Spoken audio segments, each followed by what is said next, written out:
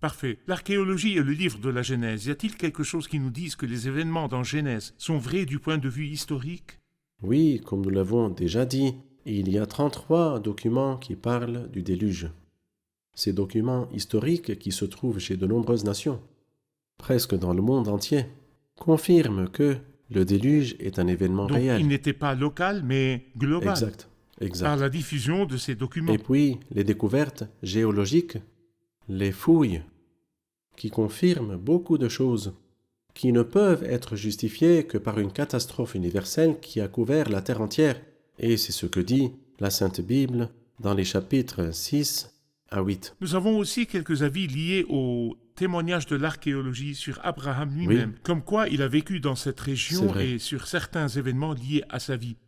Nous allons D'accord. les voir ensemble et vous allez les commenter. Donc, le premier témoignage est qu'il a vécu à Ur en Chaldée puisque son nom était répandu avec d'autres significations et d'autres formes dans cette région. Mais par exemple, certaines villes anciennes près de Charan portaient les noms des membres de la famille d'Abraham, des contrats de mariage. Vous avez souligné que le livre de la Genèse n'était pas un Oui. livre de loi pour dire qu'Abraham peut épouser deux femmes, par exemple, ou trois, mais qu'il nous raconte ce qui s'est passé. Et ce qui s'est passé, il y a des découvertes dans la ville de Nosy, au nord de l'Irak, qui nous disent que ce qui s'est passé à l'époque d'Abraham était courant à cette époque-là et que les contrats de mariage témoignent de cela. Mais je vous prie de commenter, frère Youssef, sur Genèse 19 et la désolation de la plaine du Jourdain. Je voudrais juste dire un mot à propos de Hagar, parce que le code de Hammurabi dit les mêmes choses que vous avez soulignées, que si une femme ne peut pas avoir d'enfant, elle donne sa servante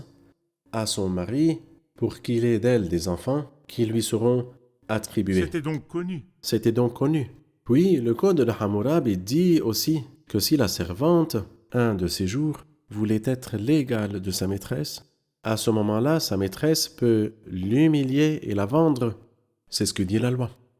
C'est ce qu'a fait Sarah selon la loi. La seule erreur était que Sarah, elle qui connaissait le Seigneur, était censée agir d'une façon différente.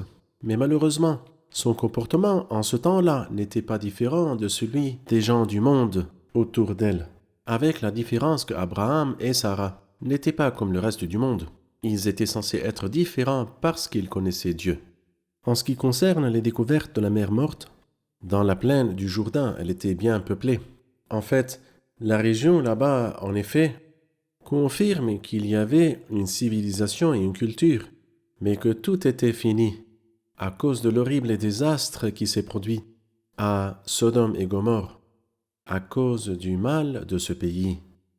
La Bible nous dit elles sont données en exemple C'est juste. et subissent la peine d'un feu éternel, et il est regrettable que certains libéraux ces jours-ci n'aient même plus honte de ce péché et qu'ils veuillent le répandre comme s'il s'agissait d'une chose Et le naturelle légaliser. et le légaliser, bien qu'il soit complètement rejeté par Dieu selon le livre de la Genèse, chapitre 19. Dieu n'a pas permis que se poursuive cette relation corrompue. Il l'a réduit en cendres, C'est les vrai. villes de Sodome et Gomorrhe.